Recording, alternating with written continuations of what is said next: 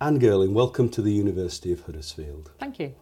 Anne, at the conference today you're going to be one of the keynote speakers, but I just wondered if we could explore one of the issues about postnatal depression.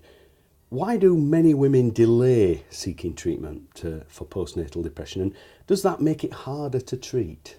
I think there are probably several reasons. I think one is they may not even recognise it in themselves, which is what my story would tell. Even though I was a health visitor at the time, I didn't recognise what was happening to me.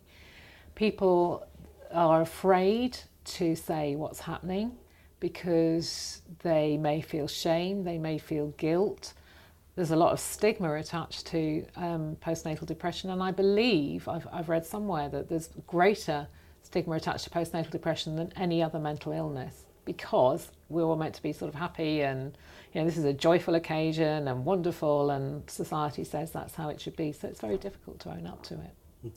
As a life coach, how can you help ladies who have got postnatal depression? What can you bring to the table? What I can bring to the table? I can bring not only my life coaching experience, my experience as a health visitor once upon a time, years of life, and my experience as a human being, to be able to really, really listen to someone's story. And I think when you've been through something like that, or you're in it, one of the most powerful things that we can give to another human being is to be able to listen and get into their world.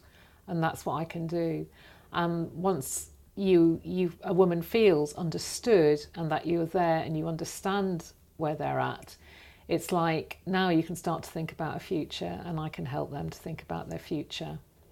Yes, because I suppose there's not too many people for them to talk to. They'll not, the people closest to them will perhaps feel a bit alien to them in a situation Well, like you can this. feel very isolated with depression, and you may not even tell your nearest and dearest, even your partner, so you may not even tell anyone.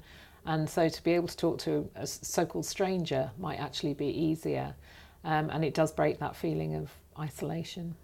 The University of Huddersfield, inspiring tomorrow's professionals.